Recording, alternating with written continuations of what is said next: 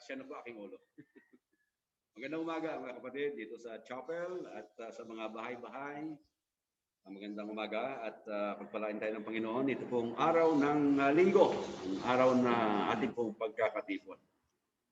Salamat kay Brother JC sa kanyang aralin noong nakaraang linggo. Mayroon pong kinalaman sa kaligtasan at nais ko pong sigundahan ang paksa po na yon. Actually, hindi ko po sinasadya. Pero naalala ko, oo nga pala, ang kanya pong lesson nung nakaraan ay may kinalaman sa kaligtasan. Yung pong narapat na gawin ng isang tao upang siya ay maligtas.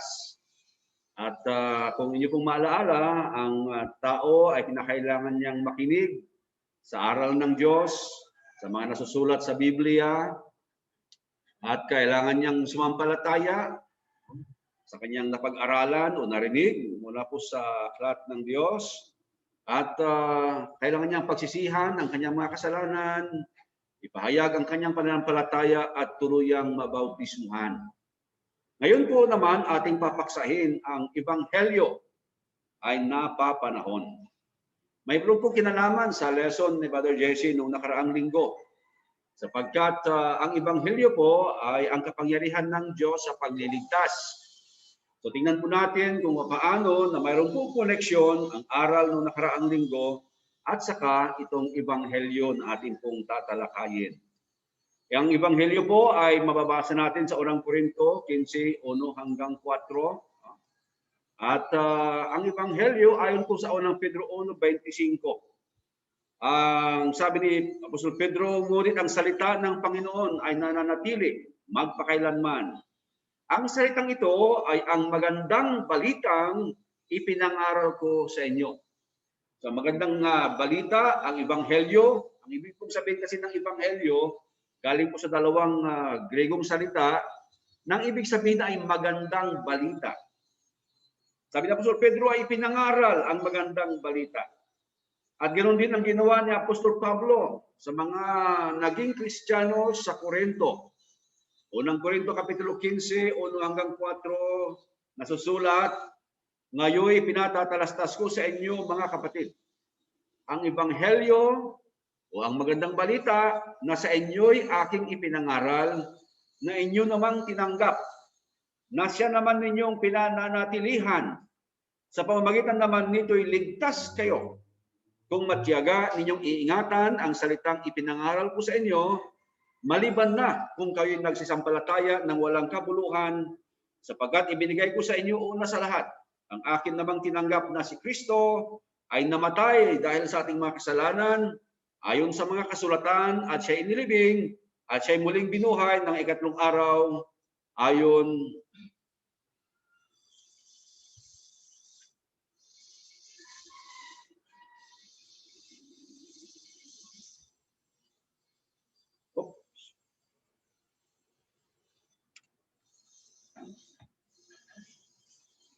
sa kasulatan. Ini-hide ko lamang po yung mga nasa baba. Hindi ko mabasa yung last word. So kung ating pong nabasa at narinig, yung pong Ebanghelyo ay ipinangaral ni Apostol Pablo doon po sa Korinto. Kasi nga sulat ni Pablo ito patungo sa Korinto. At doon siya, ang sulat niya, ngayon ay pinaalala niya kung anong ginawa niya sa kanila. Una, ipinangaral ko sa inyo ang Ebanghelyo, sabi ni Apostol Pablo. At tinanggap naman ng mga taga-Korinto. At pinanatilihan. At verse 2, sabi niya, naligtas ang mga taga-Korinto nang dahil po sa Ebanghelyo na ipinangaral ni Pablo at tinanggap po nila. Yung ipinangaral ni Apostol Pablo sa kanila na Ebanghelyo ay yaong si Kristo ay namatay dahil sa ating mga kasalanan ayon sa mga kasulatan, at siya'y inilibing, at siya'y muling binuhay na ikatlong araw ayon sa mga kasulatan. So ito po ang tinatawag na Ebanghelyo ni Apostol Pablo, ni Apostol Pedro, at ng bagong tipan. Ang kamatayan ng Panginoong Hesus, pagkalibing, at ang kanyang pagkabuhay na mag-uli. Kakaiba po ito ng magandang balita sapagkat ang alam natin kapag tayo ay nakakabalita ng mga namatay, Bad news po sa atin yon sa ating pag-iisip bilang mga tao. Ang ating kapatid na Ron Tornilla ay amin pong inihatid sa huling hantungan niya o pahingahan niya noong nakaraang Biyernes lamang. At nabanggit po roon na yung kalungkutan, yung kirot na nararamdaman ng tao dahil lamang sa ating makataong damdamin yon. So ganoon din po ang ating mga balitang naririnig patungkol sa kamatayan, bad news. Subalit sa Bible ay mayroong kamatayan na good news. Magandang balita. At iyon ay ang kamatayan ng Panginoong Hesus. Sapagkat sa kamatayan ng Panginoong Hesus, kanyang pagkalibing at pagkabuhay na muli, ay mayroong pong kaligtasan ang tao.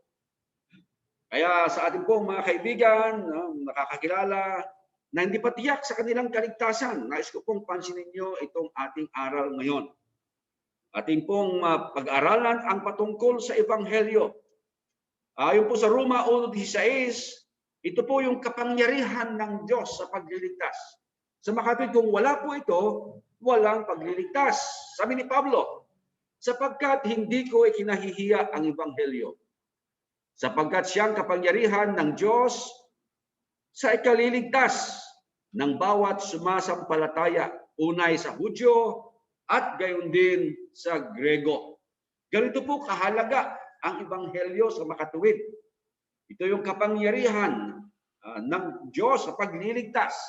At kung maulit ko po, yung Ebanghelyo na tinutukoy ni Pablo, ay yaon po yung kamatayan, yung pagkalibing at pagkabuhay ng Panginoong Hesus.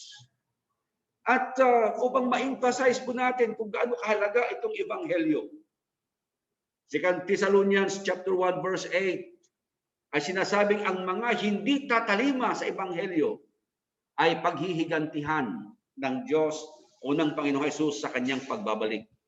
Ang sabi po roon, na maghihiganti, ang tumutukoy sa Panginoong Hesus sa kanyang pagbabalik, sa hindi nagsisikilala sa Diyos at sa kanila na hindi nagsisitalima sa Ebanghelyo ng ating Panginoong Hesus. So ganun po kahalaga. Kapangyarihan ng Diyos sa pagliligtas, at pangalawa, paghihigantian niya ang hindi tatalima sa Ebanghelyo. Ang tanong na lamang po natin ay kung paano ang pagtalima sa Ebanghelyo.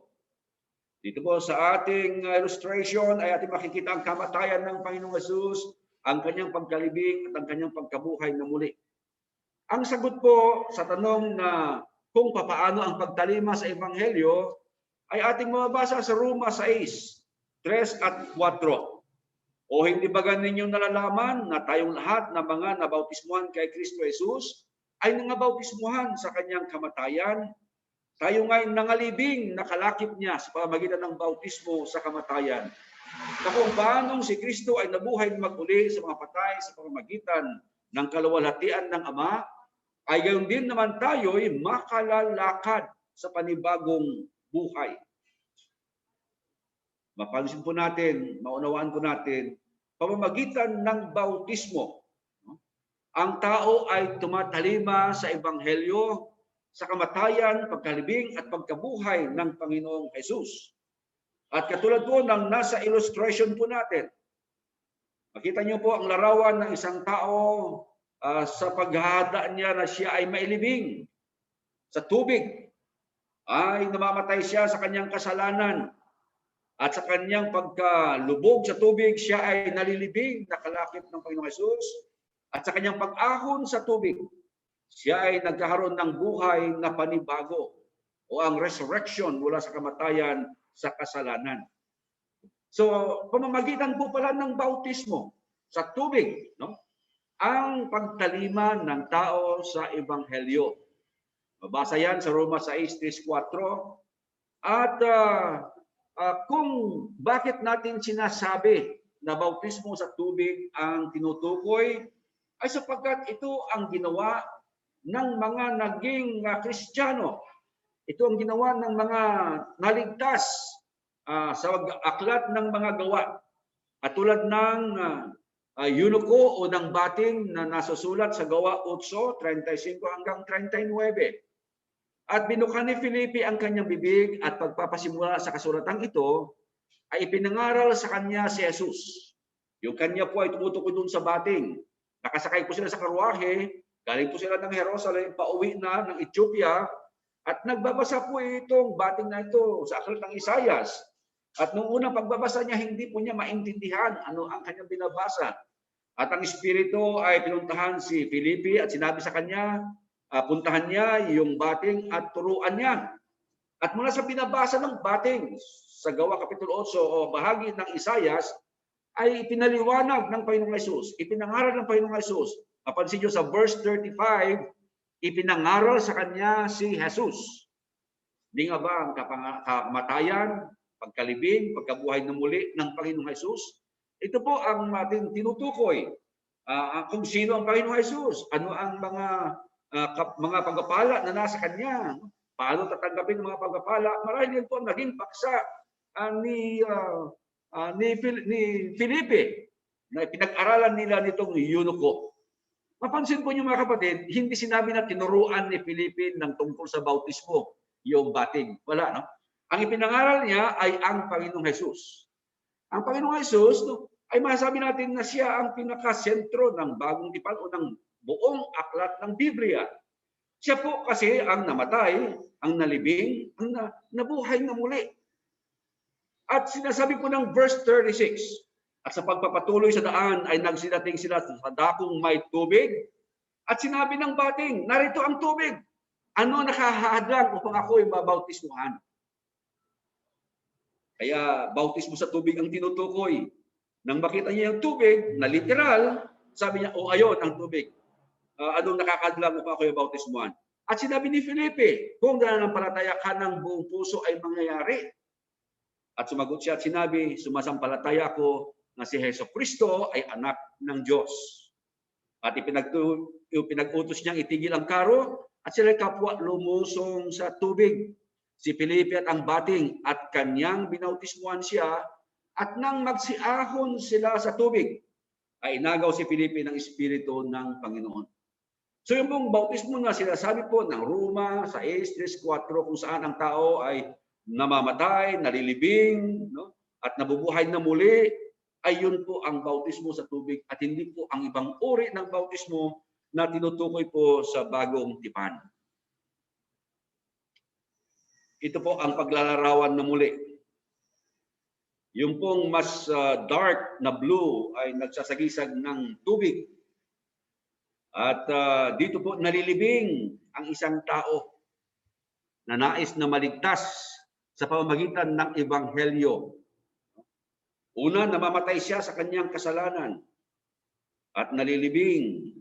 Pag-ahon niya sa tubig ay bago siyang nilalang sa kadahilanan na napatawad na ang kanyang mga kasalanan.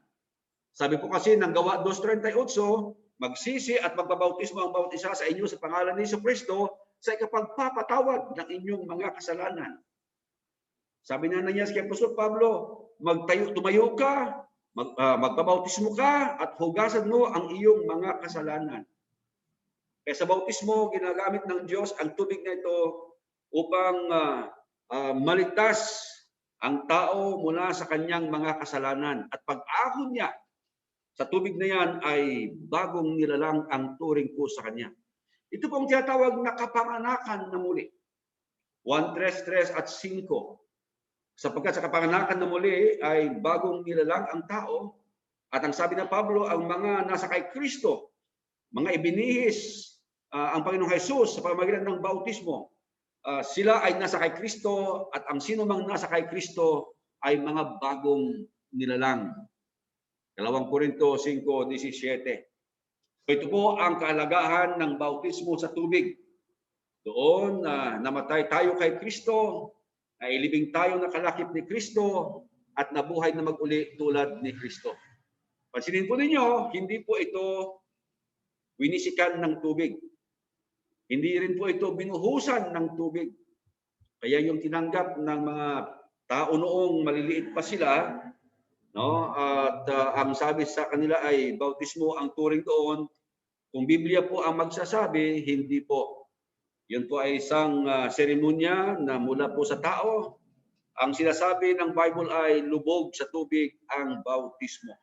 Kaya kung hindi po kayo na ilulubog sa tubig sa tamang dahilan at saka sa tamang paraan, hindi pa po kayo nababautismuhan ayon sa Bible. Kaya ito po ang ebanghelyo, ang kapangyarihan ng Diyos sa pagliligtas. Sino mang nais maligtas, kailangan pong mag-submit sa kanyang sarili sa tinatawag na bautismo sa tubig. Sapagkat ito ang ebanghelyo, ang kapangyarihan ng Diyos sa pagliligtas. The gospel reenacted in baptism. Ito ang nararapat na mangyari sa sino mang nais tumalima sa ebanghelyo. Pansin po natin na ang hindi tatalima sa ebanghelyo, sabi ng Apostol Pablo, ay paghihigantihan niya sa pagbabalik ng Panginoong Jesus. Ngayon, ang ebanghelyo po ito ay napapanahon. Ano ibig po natin sabihin? Napapanahon, ibig sabihin hindi po ito nagkukupas sa kanya pong kapangyarihan. Kung ito ay ang kapangyarihan ng Diyos sa pagliligtas noong unang siglo hanggang sa ating panahon ay ganoon pa rin. Hindi po ito nawawala sa uso. Ang mga prinsipyo ng mga tao minsan ay nababago sa pagtakbo ng panahon. Sa Amerika, sa Pilipinas ay ganoon po ang katotohanan. Meron tayong mga alam na dati-dati ay hindi ginagawa, hindi pinapaniwalaan. Subalit sa paglipas ng panahon ay nagbabago at tinatanggap na bilang uso ng mga tao. Ang ebanghelyo po ay hindi ganoon. May kahalagahan pa rin pong ebanghelyo kung gaano siya kahalaga noong unang siglo. Ganoon pa rin po sa ating panahon. Kinakailangan ipangaral ngayon, paniwalaan ng tao at tuparin ng tao. Mga tao po nag-aakalang ang kapangyarihan ng Diyos sa pagliligtas ay noon lamang yun. At sinasabi nilang hindi na po totoo yan ngayon. Sapagkat tayo ay nasa 21st century na. Nagbago ng panahon, mayroon ng mga aeroplano, mayroon ng mga spaceships, at kung ano na, mayroong technology ngayon sa ating panahon. At in fact, napapanahon na sa mga tinatawag natin na instant. Madalian. Gusto mo madalian na kape, 3-in-1. Madalian na ilaw, mag-switch ka lang. Madalian na mainit na tubig. Madali lang, saksak mo lang. At iinit na yung tubig. At kung ano-ano pa, yung mga rekado sa kusina, ay mga instant na po yan. At mayroon po mga tao na gusto nilang ibagay ang katuruan tungkol sa kaligtasan sa mga bagay na ito na madalian, ginagawang instant. Kaya ang sabi, maniwala ka lamang. Ligtas ka na. Tanggapin mo ang Panginoong Jesus, ligtas ka na. Totoo po yun, ang pagtanggap sa Panginoong Jesus. Kaya lamang hindi po nila itinuturo sa anong paraan ang pagtanggap sa Panginoong Jesus. Hindi nila binabasa ang Galatia 3:27 na sa mga nangabautismuhan ay ibinihis ang Panginoong Jesus. Na ang bautismo pala ang paraan ng Diyos upang tanggapin ang Panginoong Jesus. Hindi po nagbago ang ebanghelyo. Kahit na nagbago po ang panahon, nagbago ang teknolohiya, ang ebanghelyo ay hindi po nagbago at naibabagay pa rin po sa ating panahon. Sinasabi po kasi nilang malaki kasing abala, lalo na sa mga taong abala sa mga syudad. Ang papuntahin mo pa siya sa tubig, papuntahin mo pa sa dagat, sa ilog, kapag doon ay lubog. At alam niyo ba mga kapatid kung bakit naisipan nila yung tinatawag na pagwisik-wisik sa ulo at saka pagbubuhos sa ulo ng mga babautismuhan po nila? Ang nangyari po kasi mayroong isa na gusto magpabautismo at hindi na niya kinaya ang pumunta pa sa ilog, pumunta pa sa dagat o kung saan man mayroong maraming tubig. Ang ginawa ay dinala po ang tubig sa kanya. Kaya doon po nag-umpisa yung wisik na lamang, yung buhos na lamang sa binabautismuhan. Subalit alam naman po natin, ang sinasabi ng Bible ay mayroong paglusong sa tubig at babautismuhan, ilulubog, at saka mayroong pong pag-ahon sa tubig. Nananatili po tayo sa katuruan ng Bible, ang bautismo ay paglubog sa tubig. Alam nyo, hindi naman po actually kaligtasan, binago na ng mga tao Sa pagtakbo ng panahon, ang pananambahan, binago na rin po nila. No? Sa church history po, ay sinasabing yung kasing pananambahan natin na walang instrumento ay makaluma daw para lamang sa mga tao nandoon sa gubat. Hindi naman po sa ganoon. Tayo ay masunurin lamang. Sabi nila makaluma ang pananambahan na walang instrumento, kaya sila po ay gumamit ngayon ng mga piano o anumang mga mechanical instruments, subalit tayo ay nananatili sa katuruan ng Biblia. Sabat ang nasusulat sa Biblia ay napapanahon pa rin po na katulad ng Ebanghelyo. Yung organisasyon ng iglesia ay binago na rin po nila. Dati-dati simple lang naman ang nasa Biblia na organisasyon, yung lokal, kung saan po may mga elders or may mga pastors, kung sila po ay may tatalaga. Sila po mangasiwa sa iglesia lokal at sa iglesyang universal ay ang Panginoong Jesucristo ang pinakapangulo. Subalit ang mga tao, ginaya na nila ang pamahalaan ng Roma o katulad na ng military. Mayroong pinakamataas. Yun ang nasusunod na tao. Ano? At sa baba niya, mas mababa kaunti ng opisyal hanggang pababa ng pababa hanggang dumating sa private. Hindi po ganoon ang sistema ng bagong tipan sa organisasyon ng iglesia. Tayo ay sumisigaw pa rin, napapanahon ang Biblia, napapanahon ang Ebanghelyo. Kailangan pa rin natin ang Ebanghelyo, mga kapatid.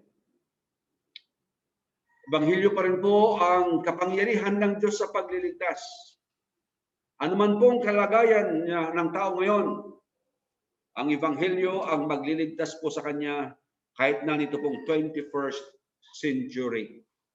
Mark chapter 16 verse 15, noon pa sinabi na ng Panginoon Jesus, sumayo kayo at ipangaral ang Ebanghelyo sa lahat ng kinapal o sa lahat ng nilalang. Ito sinabi niya bago po siya bumalik sa langit. At ito tumutukoy sa mga kinapal, sa mga nilalang hanggang sa ating panahon. Sa Matthew 28:18 sinasabi niya, and I will be with you throughout the ages. Ako isa sa inyo sa lahat ng panahon. Nang hulugan ating panahon na ito, narito ang Panginoong Jesus, kaya ang kanyang kautusan na ipangaral ang Ebanghelyo sa lahat ng nilalang ay sa ating panahon din po ito. Ang kapangyarihan niya sa pagliligtas ay ang Ebanghelyo pa rin po. Kaya pag sinasabi ng tao na hindi na kinakailangan pa ang Ebanghelyo, hindi na kinakailangan pa ang mabautismuhan upang maligtas, ay para ba pinagkakaila? Ang sinabi ng Panginoong Jesus sa Marcos Kapitulo 15:16, versikulo 16. Hindi nga ba't ang salita ng Diyos ay mapapakinabangan sa pagtuturo, sa pagsansala, sa pagsaway, sa katututo ng tao upang maging matuwid? Ikalawang Timoteo 3:16. Ito po ay isinulat para po sa lahat ng tao, sa lahat ng panahon at hindi lamang noong panahon po nila. At kapag binago, binawasan, dinagdagan ng salita ng Diyos, ay pinagdududahan na po natin ang karunungan ng Diyos.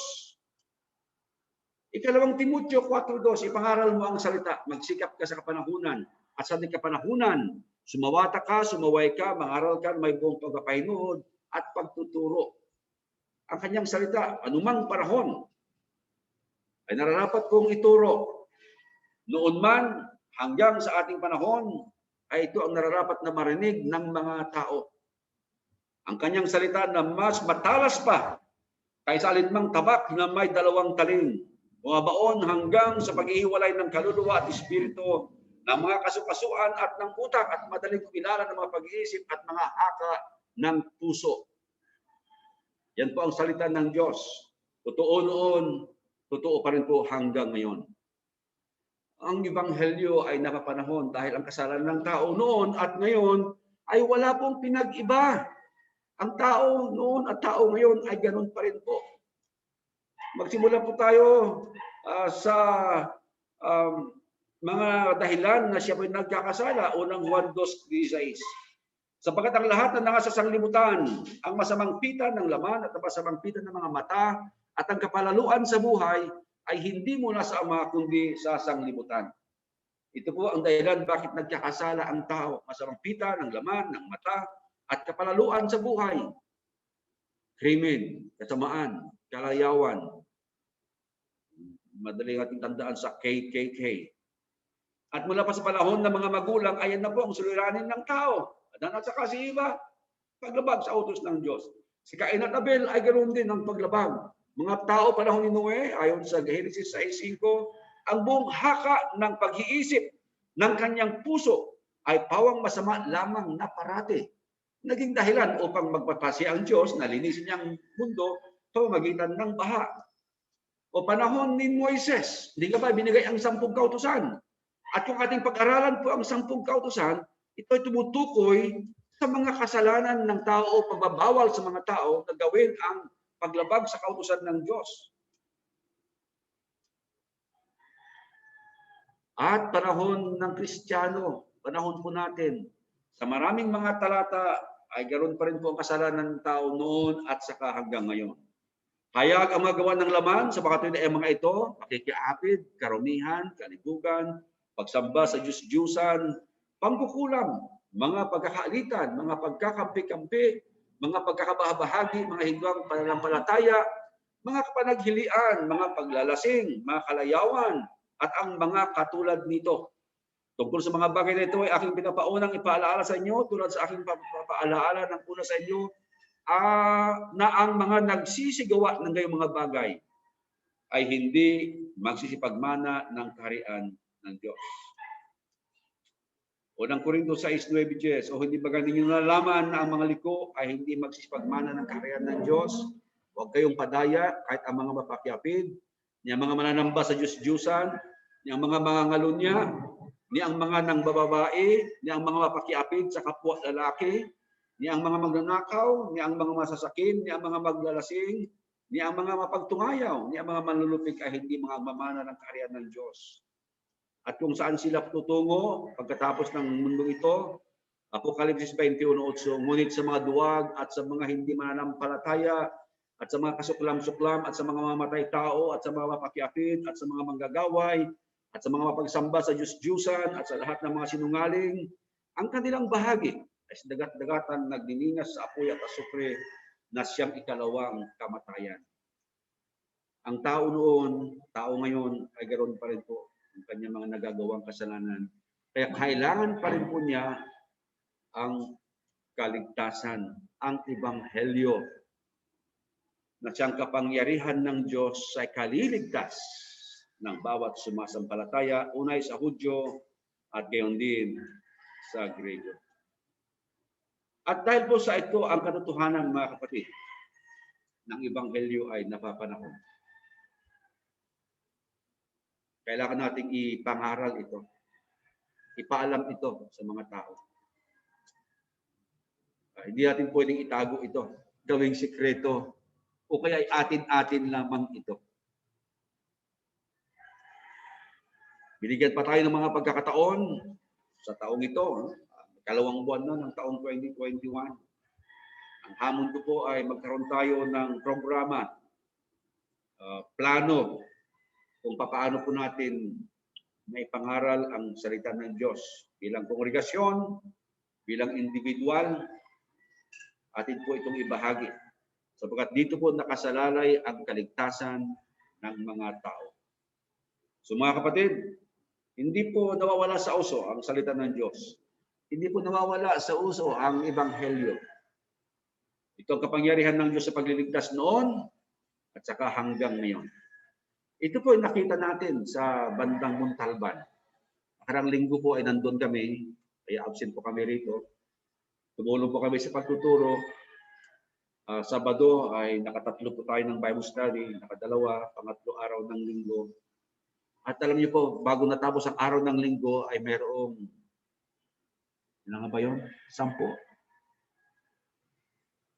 15. Mas marami po. 16, 16 na namatay, nalibing sa tubig, at nabuhay na panibago sa panibagong buhay. At yun ay nung isang araw lamang. Pero bago po yun, ay mayroon ng 100 mahigit ang nabautismuhan, ang napatawad sa kanilang mga kasalanan, ang naligtas sa kapahamakan at dulot ng kasalanan. Nagpapatunay na ang ebanghelyo ay napapanahon. Well, hindi naman po sa mga lugar na katulad ng Montalban na nasalanta. Oo nga, kapag ang tao ay nasa salanta ng mga sakuna, kalamidad, no? nagbubukas ang kanilang puso, no? Ang kanilang isip ay nabubuksan na mayroon ka palang Diyos. Kaya kung mayroon mang isang mabuting bagay na naidulot ang bagyo roon, no? Ang pagkabaha ng lugar na yon, ay yung pagbubukas ng isipan ng mga tao. O kahit na ang pandemig, mga kapatid, kung mayroon mang isang mabuting bagay na naidulot ang pandemig, yun ay ang maalaala ng tao, ang Diyos. At ang maging masunurin sa Diyos. At ang magsisi sa kanilang mga kasalanan at magsimulang manampalataya at maglingkod sa Panginoong Diyos. Tayong mga Kristiyano, ating papel ay ang ipangaral ang Ebanghelyo. Wala na pong ibang paraan upang maligtas ang tao. Ito ay pamagitan lamang ng Ebanghelyo, ng kamatayan, pagkalibing at pagkabuhay ng Panginoong Hesus. Paniwalaan ito ng tao, kanya itong tuparin sa kanyang buhay, pamagitan ng bautismo, at siya ay maliligtas. Ito po ang ating aralin sa bagang ito, at umasa po tayo na nalangin, ito ay ating maisasagawa. At sa ating pagsasagawa po dito ay pagpapalain tayo ng ating Panginoon.